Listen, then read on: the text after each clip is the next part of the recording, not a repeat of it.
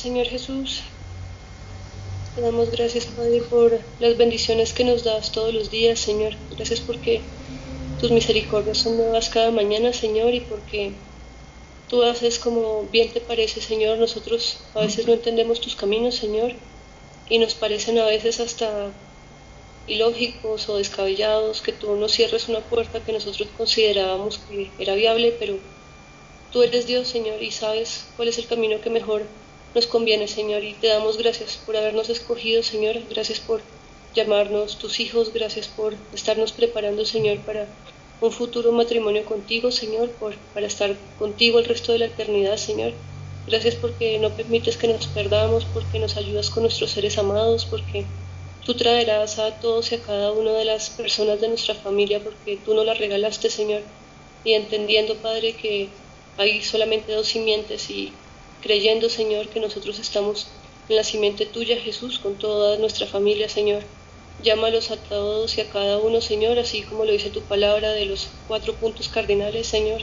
Inquiétalos, Padre Santo, no permitas que tengan paz, Señor, sino es buscándote a ti y rebuscándote a ti en oración, leyendo la Biblia, buscándote en reuniones, hablando con el pastor, como sea, Señor, pero buscándote en todo momento, en todo lugar y a toda hora, Señor.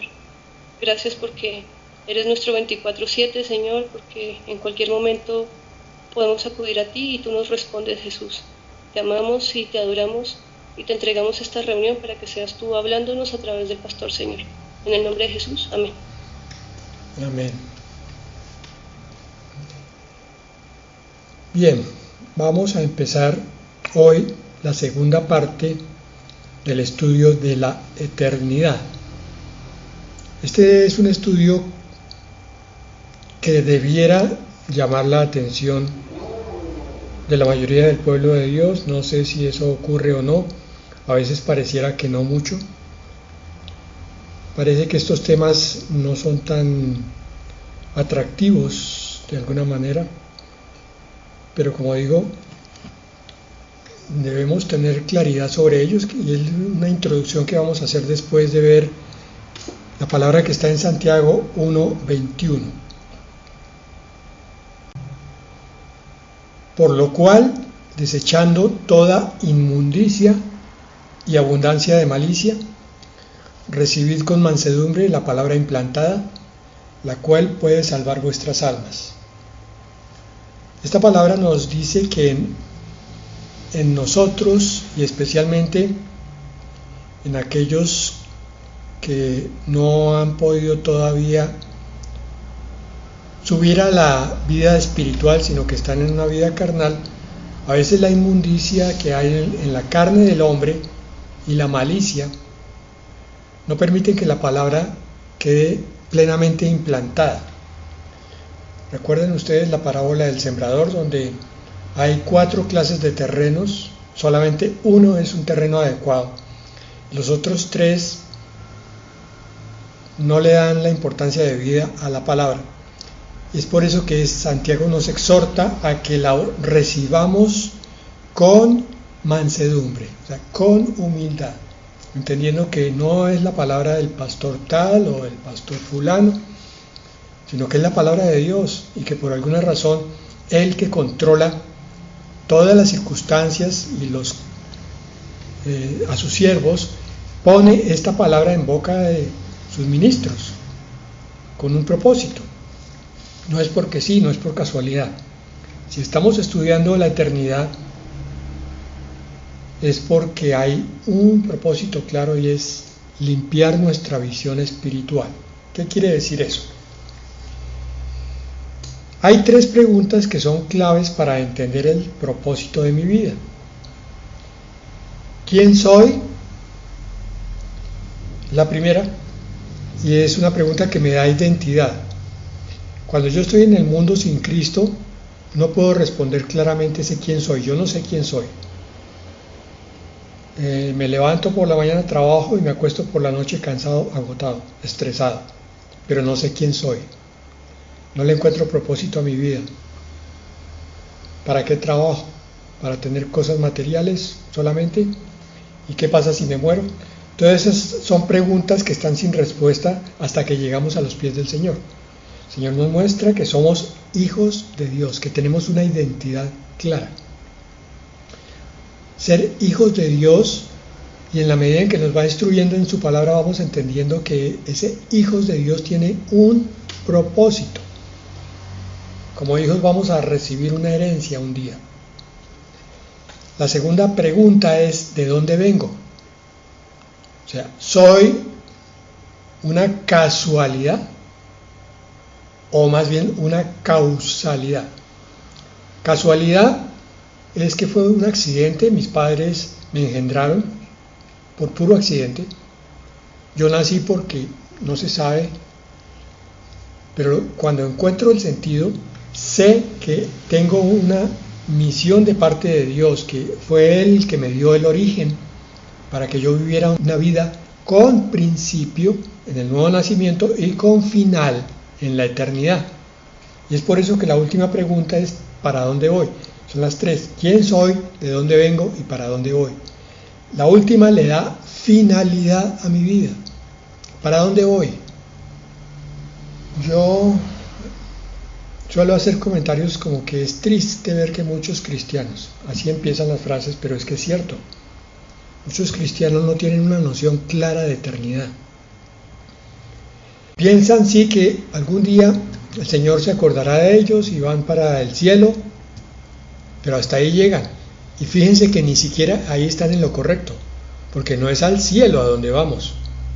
Vamos a estar en el cielo 7 años, pero después vamos a regresar aquí a la tierra para la vida eterna. No sé si han caído en cuenta de ese pequeñísimo gran detalle. Nuestro cielo va a ser la tierra, y específicamente la Jerusalén celestial, una ciudad de dimensiones impresionantes que va a estar muy cerca de donde está la actual Jerusalén, pero en una tierra completamente nueva. Eso es lo que vamos a ver hoy. Entonces, estamos buscando la finalidad de mi vida. ¿Por qué te congregas? ¿Por qué estudias la palabra? ¿Por qué oras a un Dios, aparte de pedirle para las necesidades cotidianas? Deberías también pedirle, y espero que todos los que estén aquí lo hagan, por la santidad, por el crecimiento en Él, con el propósito de llegar a esa eternidad. Entonces hoy nos encontramos aquí buscando ser santificados con la palabra, que nos va a hablar de santidad, y entendiendo el propósito de nuestra vida aquí y en la eternidad. Dos grandes propósitos. Si yo entiendo mi eternidad, entenderé el propósito para mi vida. Entiendo por qué no debo desperdiciar los instantes. Entiendo por qué debo estudiar a fondo, por qué debo investigar en la palabra, por qué debo crecer en las virtudes, porque entiendo mi eternidad. Esa eternidad está descrita entonces en Apocalipsis 21, 1 al 8. Hoy vamos a mirar primeramente el versículo 1 y nos vamos a detener ahí. Apocalipsis 21, 1. Vi entonces un cielo nuevo y una tierra nueva, porque el primer cielo y la primera tierra habían dejado de existir, y el mar tampoco existía ya. Juan, cuando recibe la revelación, se queda sorprendido porque empieza a ver algo que no conocía, una tierra nueva y un cielo nuevo, con el entendimiento de que ese es el universo, que es un universo nuevo. ¿Lo sabías? El Señor va a hacer de este universo un final para que haya un principio para otro universo. Y no sé si sabías que es probable que haya 2 creaciones nuevas más, que es lo que vamos a estudiar un poco más adelante. Sí, 2 creaciones nuevas. Entonces aquí nos dice cielo nuevo, tierra nueva, o sea, universo nuevo, porque el primer cielo y la primera tierra habían dejado de existir. Esta tierra donde vives tú, las naciones que conoces, los lenguajes que has oído por lo menos nombrar. Todo esto va a cambiar porque va a ser mudado en otra cosa. Y lo más interesante aquí es que este es el clímax del libro de Apocalipsis. Empezó con la radiografía a 7 iglesias, después siguió con la visión celestial y al mismo tiempo la visión terrenal de la tribulación. Después vienen las bodas del Cordero, la venida de Cristo, el milenio, y llegamos aquí al punto crucial.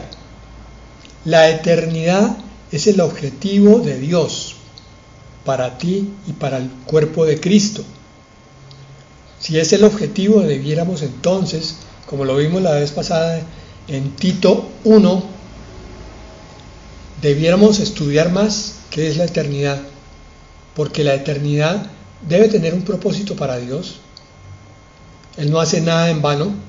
Por tanto, esa visión de una eternidad continua de no hacer nada, que fue lo que nos transmitió la religión, como digo yo siempre, en la nubecita tocando una lira y viendo pasar ángeles para un lado y para el otro, y no haciendo nada, esa visión no tiene nada que ver con la Escritura. En la Escritura la eternidad es completamente dinámica. Es más dinámica que la vida que estás teniendo tú aquí. O sea, la actividad que vas a desempeñar allá va a ser mucho más intensa que la de aquí. Vas a estar en un continuo aprendizaje de Dios, de sus maravillas, en un continuo alabar a Dios, porque vas a descubrir los secretos que hay en la alabanza, la riqueza que hay en la alabanza. Y vas a ver que el Señor te tiene reservada una misión, una comisión especial. Créelo o no, el Señor tiene una comisión para ti aquí en esta vida.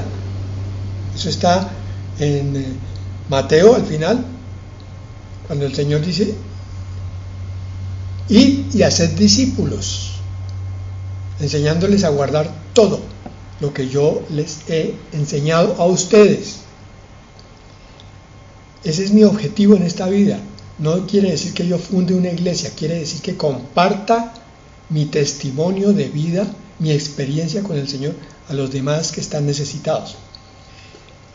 Esa misma misión va a estar reservada para la edad eterna, pero con otras calidades y otros contextos. Pero no nos adelantemos, miremos antes esto. Dijimos que este era el clímax de toda la Escritura, porque también lo es de Apocalipsis. En el versículo 1 hasta el 4 nos muestra lo que va a ser la eternidad, y del versículo 5 al 8 nos insiste en que esta es una verdad de Dios. 3 versículos diciéndonos: ten por seguro que esta es palabra de Dios, así que guárdala. Y nos dice que el mar no existe más. Esto genera discusiones entre los teólogos y nos plantea el por qué el mar ya no va a estar. En la Escritura, el mar es el símbolo también de varias cosas. Primero, de la confusión, del caos, del movimiento desordenado de las cosas, pero también de las multitudes, de las naciones desordenadas, y de donde sale el anticristo y el falso profeta. Por tanto, al acabar el mar, también está implicando que ya no va a haber esa fuente impresionante de confusión que existía en las primeras eras. Va a haber una unidad mucho mayor. Entonces no sabemos cómo va a ser ese planeta, porque el Señor no nos da muchos detalles del planeta Tierra y mucho menos del cosmos, del universo. Pero lo que sí sabemos es que el Señor no hace nada sin propósito. Quiere decir que todas las estrellas y todos los planetas que estén en la nueva creación van a tener un objetivo claro. Puedes pensar ahí con imaginación respetuosa, por eso decíamos recibiendo con mansedumbre la palabra, pero esto da para soñar. ¿Qué tal que nuestra misión no sea solamente terrenal? ¿Lo hemos pensado? ¿Qué tal que nuestra gran comisión sea mucho más allá de los límites que vemos, dado que como ya hemos sido transformados como esposa de Cristo, ahora podemos viajar a la velocidad del pensamiento, a cualquier parte del universo donde queramos estar. Y si Dios hace todo con propósito, entonces cosas van a ocurrir. La eternidad es algo grandioso cuando uno se pone a pensar todo lo que puede pasar con la grandeza de las cosas que hace Dios. Antes de otra cosa, yo quiero hacer una visión, compartirla mejor, una visión que el Señor puso en mi corazón mientras yo estaba preparando este tema. Decía la nueva creación. Y entonces a mi corazón llegó, si esa es la nueva creación del universo, ¿tendrá alguna relación con la nueva creación en mí como criatura? Nos recuerda esta nueva creación, dice aquí: vi entonces un cielo nuevo y una tierra nueva, porque el primer cielo y la primera tierra habían dejado de existir y el mar tampoco existía ya. Si aplicamos un poco esta palabra espiritualizándola a la nueva creación, podemos entender que el ser anterior ya no está. Ahora existe una nueva criatura. La criatura anterior ya dejó de existir, debería dejar de existir también en mi entendimiento, y la confusión, el mar, tampoco existe más. La nueva criatura, o sea, el cristiano espiritual, es un ser de por sí sobrenatural. Te estoy diciendo que tú como hijo de Dios y como creyente, a veces te comportas más sobre una ilusión y una mentira que es la antigua criatura que sobre una realidad que es la nueva criatura que Dios ya formó en ti. ¿Por qué se necesita una nueva creación, tanto del universo como de la persona?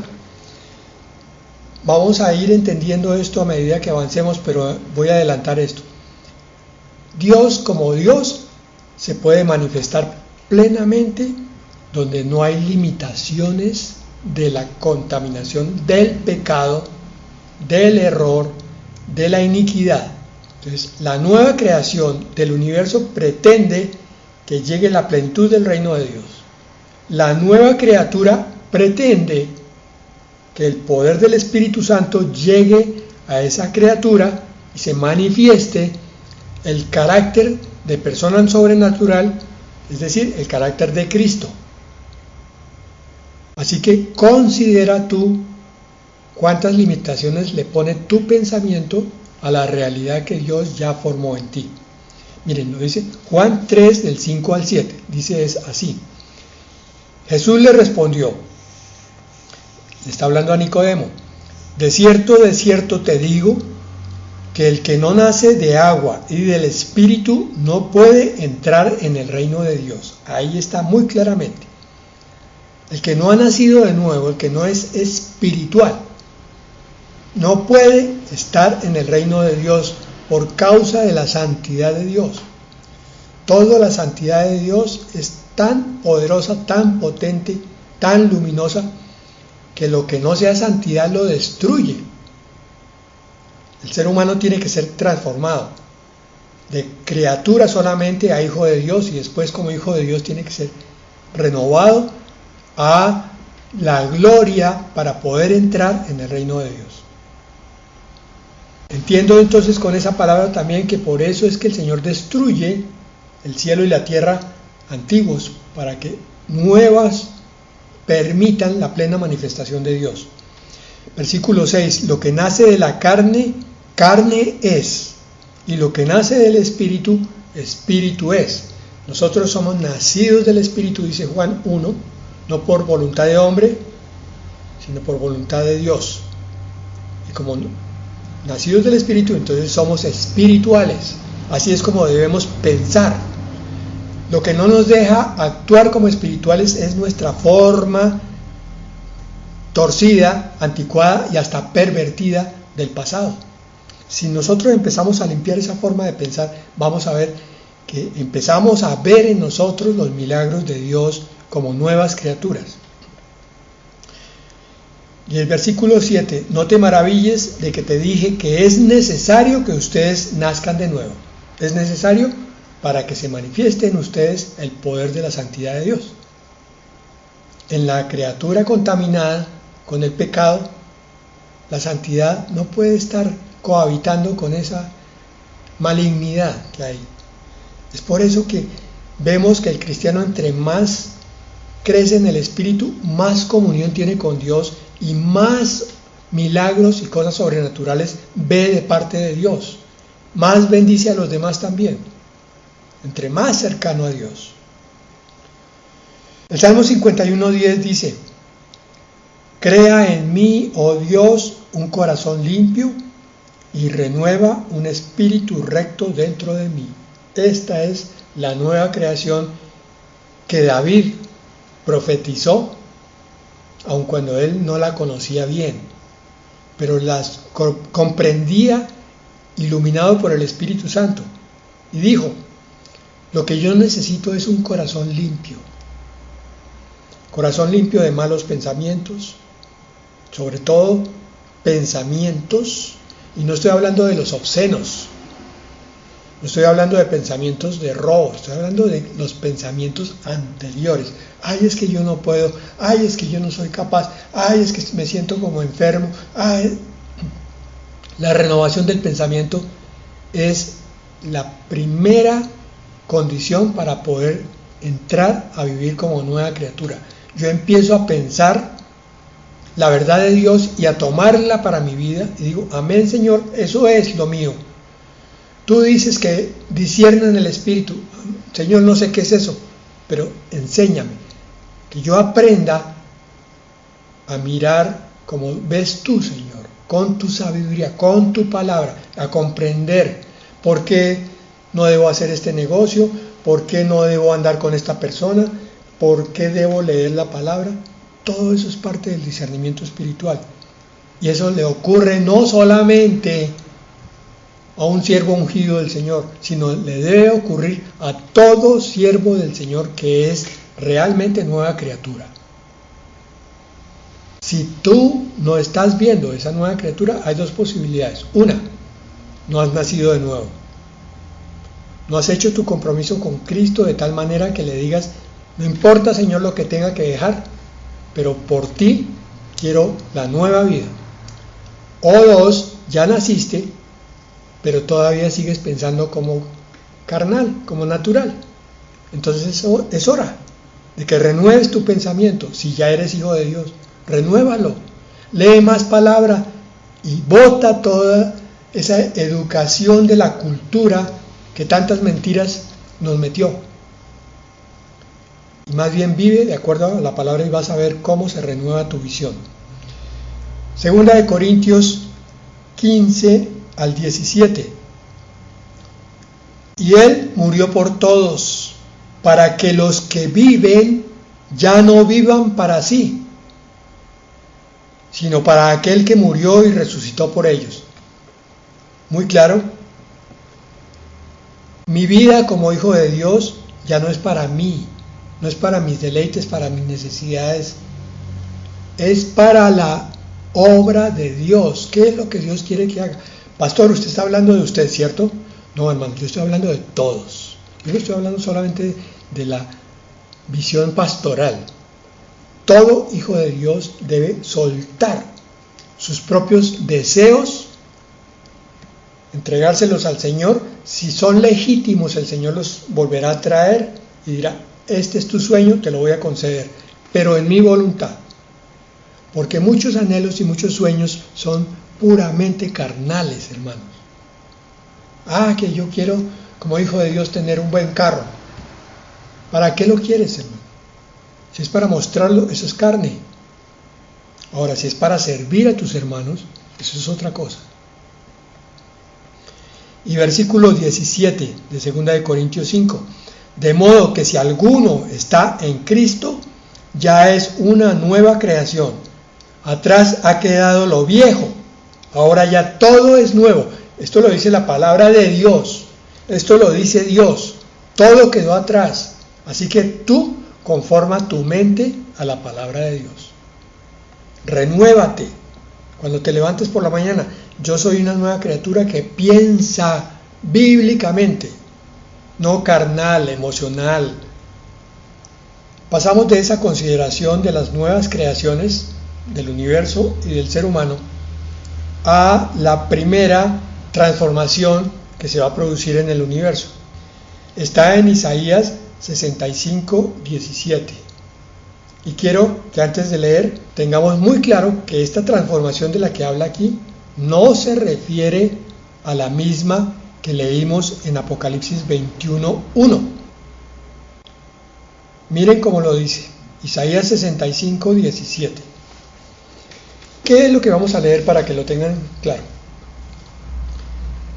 Yo no he oído ni leído mucho sobre el tema que les voy a decir a continuación, así que vamos a ser muy cuidadosos en la interpretación. Según Isaías 65, todo indica que va a haber una recreación de los cielos y la tierra de tal manera que al terminar la tribulación, donde han muerto 2/3 partes de los habitantes del mundo, la guerra acabó con gran parte de las estructuras físicas, las epidemias y todos los desastres, el granizo, el meteoro que cayó, todo eso transformó la tierra en un caos y en un desastre. Pero el milenio es como un nuevo paraíso. Por tanto, digo, basado en Isaías 65, que el Señor parece que va a hacer una transformación de ese caos y esa destrucción del mundo al final de la tribulación para que se entre al milenio con una visión renovada de esa creación, de forma tal que se puedan cumplir ciertas cosas que vamos a ver aquí. Dice Isaías 65, 17. Porque he aquí que yo crearé nuevos cielos y nueva tierra. Lo dice igual que Apocalipsis 21:1, pero insisto, esto no es lo mismo, porque vamos a ver que hay ciertas cosas que cambian. Y de lo primero no habrá memoria, ni más vendrá al pensamiento. ¿Qué dijo hasta ahí? Que el Señor va a renovar el caos en el que terminó el mundo después de la tribulación. Versículo 18. Mas os gozaréis y os alegraréis para siempre en las cosas que yo he creado. ¿Se dan cuenta? Ahora, esta nueva creación o recreación, algunos dicen que es probable que el Señor tome los elementos antiguos y los renueve. Otros dicen que no, que el Señor simplemente acaba con lo antiguo y crea cosas nuevas. No importa. Lo que tenemos que tener en cuenta es que va a haber una renovación. Y entonces producirá gozo en su pueblo. Es como si se viera una nueva creación en el paraíso. Porque he aquí que yo traigo a Jerusalén alegría y a su pueblo gozo. Esa frase está excluyendo a la iglesia. ¿Por qué razón? Porque este es el cumplimiento de la promesa para Israel.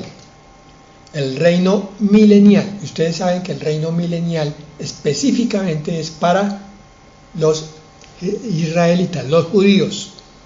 El reino milenial no es para la iglesia. Para nosotros como iglesia fue las bodas del Cordero y venir a estar como reyes y sacerdotes con Cristo. Es muy diferente la visión de la iglesia a la del pueblo de Israel. Versículo 19. Y me alegraré con Jerusalén y me gozaré con mi pueblo. Y nunca más se oirá en ella voz de lloro ni voz de clamor. Esa misma palabra la toma en Apocalipsis 21 también, no la vamos a leer. Versículo 20, miren. Este es el argumento por el cual sabemos que no es la creación de Apocalipsis 21:1. Aclaro, según esto, habría dos recreaciones del mundo, una para entrar al milenio y otra para entrar a la eternidad. Versículo 20, no habrá más allí niño que muera, ojo con esa palabra, de pocos días, ni viejo que sus días no cumpla, porque el niño morirá de 100 años y el pecador de 100 años será maldito. De 4 formas está mostrando lo que le está ocurriendo a la humanidad en el milenio, y es que se renueva la longevidad que existía en los primeros padres. Adán vivió 930 y pico de años, si no lo recuerdo mal. Matusalén 980 y pico, si no recuerdo mal. Entonces, en el milenio, un niño será casi como si tuviera de 100 años, porque los 800 o 900 restantes serán de vida adulta. Pero aquí lo interesante es una palabra, que es la muerte, que muera de pocos días o morirá de 100 años. En la vida eterna ya no habrá muerte. Esa es la característica de la edad eterna. Por tanto, sabemos por ese versículo que esto se está refiriendo al milenio, donde sí habrá muerte de los seres humanos que estén en la tierra. No se me confundan. Abajo está la humanidad, el pueblo de Israel y las otras naciones que salieron de la tribulación como supervivientes. Arribita, en Jerusalén, está Cristo con su iglesia transformados. Ellos ya no son humanos en el sentido estricto de la palabra, tienen un cuerpo transformado. Versículo 21. Esto es como una descripción, la dije arriba, del paraíso. Edificarán casas y morarán en ellas, plantarán viñas y comerán el fruto de ellas. Una cultura agrícola. No edificarán para que otro habite, como pasa hoy. Nos toca a veces arrendar la casa porque no tenemos de qué vivir, entonces que nos paguen un arriendo. Aquí no. La prosperidad en todo sentido será palpable. Entonces cada uno vivirá en su propia casa. Ni plantarán para que otro coma, porque según los días de los árboles serán los días de mi pueblo. Los árboles, muchos de ellos viven cientos de años. Y mis escogidos disfrutarán de la obra de sus manos. Será bendito el sembrar, bendito el cosechar. Versículo 23. No trabajarán en vano, como ocurre hoy, ni darán a luz para maldición, porque son linaje de los benditos del Señor, y sus descendientes con ellos tendrán hijos.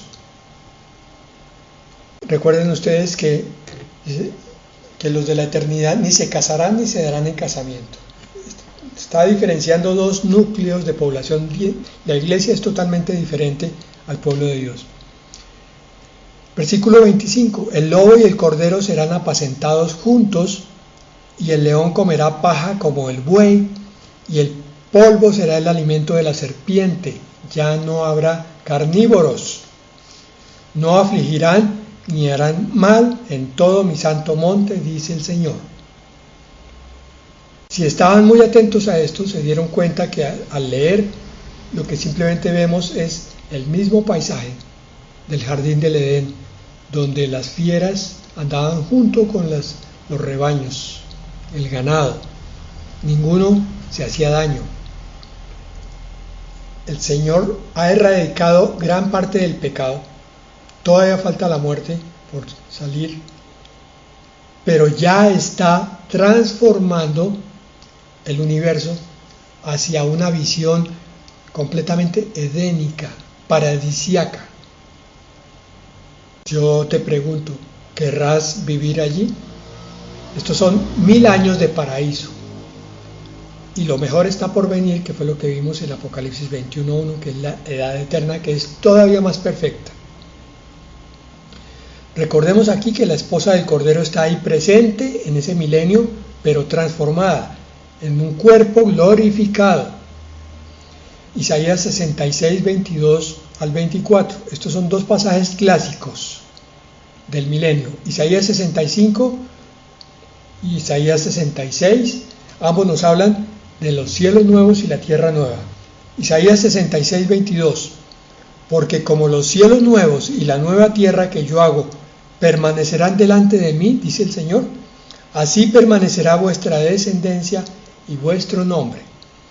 Y de mes en mes y de día de reposo en día de reposo vendrán todos a adorar delante de mí, dice el Señor. Y miren este versículo: saldrán y verán los cadáveres de los hombres que se rebelaron contra mí, porque su gusano nunca morirá, ni su fuego se apagará, y serán abominables a todo hombre. Esta es una visión del castigo que recibieron los rebeldes de la tribulación. Por tanto, también nos apoya que esta no es la visión de la Nueva Jerusalén. Falta un versículo para redondear el tema. La recreación de la eternidad sí está muy clara en la segunda de Pedro 3, 10 al 14. Segunda de Pedro 3, 10. Este sí es correspondiente a Apocalipsis 21, 1. Pero el día del Señor vendrá como ladrón en la noche, en el cual los cielos pasarán con gran estruendo, y los elementos ardiendo serán deshechos, y la tierra y las obras que en ellos hay serán quemadas. Esto es un cataclismo universal. No sabremos qué pasará ahí, si son colisiones de estrellas, son agujeros negros tragándose galaxias, no sabemos. Pero todos los elementos físicos, los átomos, son deshechos en un fuego inmenso en todo el universo, para después volver a ser creados. Dice: puesto que todas estas cosas han de ser deshechas, ¿cómo no debéis vosotros andar en santa y piadosa manera de vivir? Está la exhortación en medio del comentario. Estamos hablando de la eternidad, hermanos, pero la palabra nos recuerda que nuestra misión y nuestro llamamiento son a vivir una vida de santidad, para que podamos estar presentes en estos cielos nuevos y en esta nueva tierra, en este nuevo universo. Versículo 12: esperando y apresurándoos para la venida del día del Señor, en el cual los cielos encendiéndose serán deshechos, y los elementos siendo quemados se fundirán. Todo explota en una tremenda explosión universal. Pero nosotros esperamos, según sus promesas, cielos nuevos y tierra nueva. Repito, nosotros como hijos de Dios, como cristianos espirituales, estamos esperando, estamos aferrados a esa esperanza, que son los cielos nuevos y la tierra nueva, la eternidad.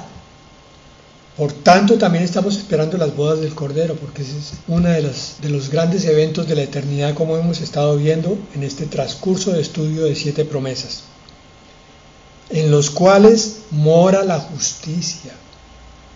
Es lo que hay en el fondo de tu corazón, el deseo de que la maldad se acabe, que ya no haya más injusticia.